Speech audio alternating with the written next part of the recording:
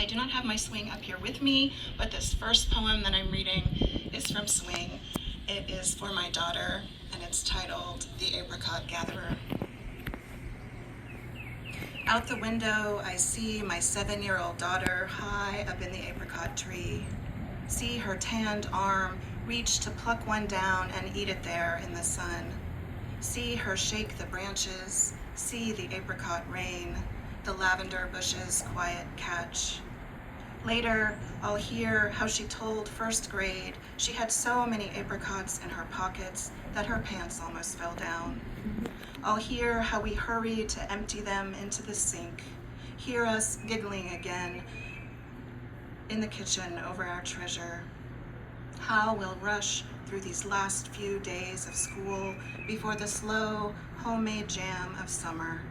The now what of our days grown warmer and warmer until we pop out into the what's next of this world, the harvest of who will become nestled deep in the center of us. Our faces free as leaves, soft as stone fruits, a little innocence blowing away each day in the winds.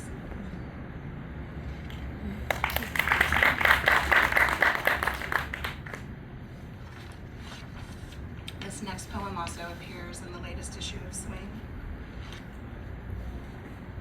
If I die before I wake,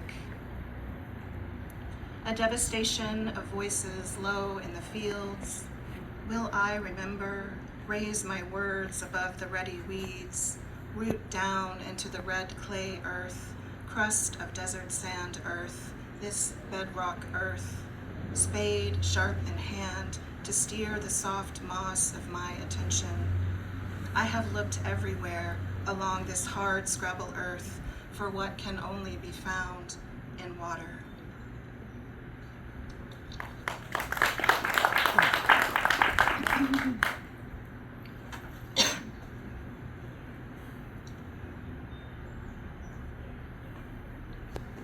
I do love a good collaboration. We had a cento earlier today. I call them cento, depends on where you're from, I suppose. This next poem is a cento. It's a braided cento. It takes its lines from some of my favorite poets, Jen Stewart, Andrea Gibson, and Jennifer K. Sewanee. Rhapsody for Healing. Thirst is such a simple thing to heal.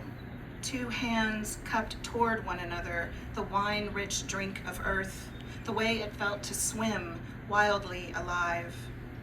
In the ship of your body, the soul misses the holy bruise, blue from that army of blood rushing to the wound's side, erasing your sharp edges, softening. Our veins are absolutely strings, and a fire's struck hiss in heaps of tender slack, but the heart is just a muscle parked beneath the highway overpass, biting her lip, fibrillating memory filled with the amniotic of our own awe. The earth is just rotating on its axis, her body a parenthesis with midwifery hands.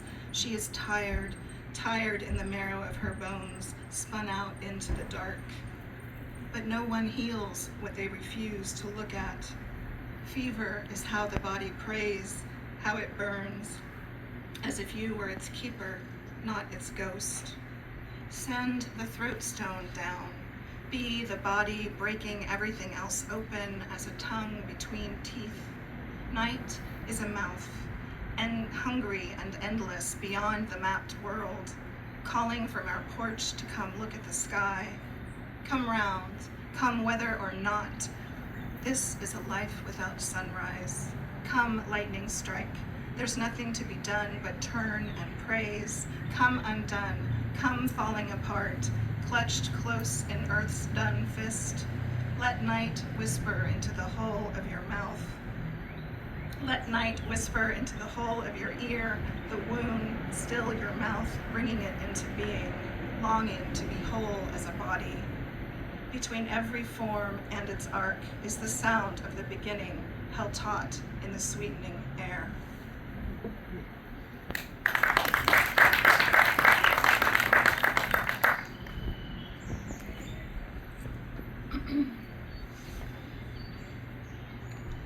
This next poem expresses itself through the lens of color and borrows just its title from a line in Daniel Liu's poem, Return Home, from a Droid Journal.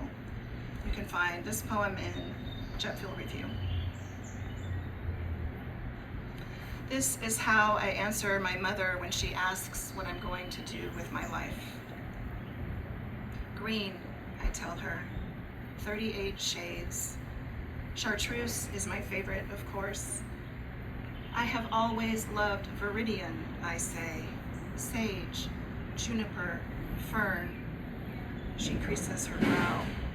I say, pistachio, pickle, seafoam, sea. You always wanted to study the ocean, she says. Yes, follow your heart. I say, forest, pine, pine needle, spruce. Trees are good, she agrees. I studied botany while I was pregnant with you. It's in your blood. Like Paris, I exclaim. Caribbean, India, Pakistan. My eyes glow celadon in the darkening moss of night. Well, she says, I don't have a passport, but spread your wings, Shamrock. I will wait here for you. Time passes. I am Harlequin. It is Christmas. When I moved to Los Angeles, everything is Xanadu, roadside green, green screen. Everything is vivid, maximum, lightsaber. When my father dies suddenly during my first pregnancy, we go home to her. Avocado, I say, placing her hand on my belly. Spring, spring bud, bottle green. Her hands fold together over her face like a mantis. I stroke her cheek. I say, Granny Smith apple. We are crying together with smiles on our faces in the bright mint of day. My bitter lime becomes a limerick. I write it all down.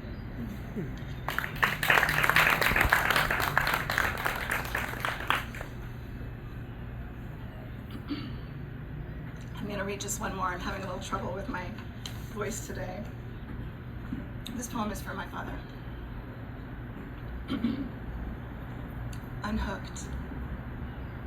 The day I caught my first yellow perch off the top of the covered boat dock at Lake Hiwassee, the long of my father's sun-browned arm reached down to show me how to unhook it from the line, how to slide my hand alongside the scales, nose to tail, the sharp top fins, a silver flash that could cut my flesh.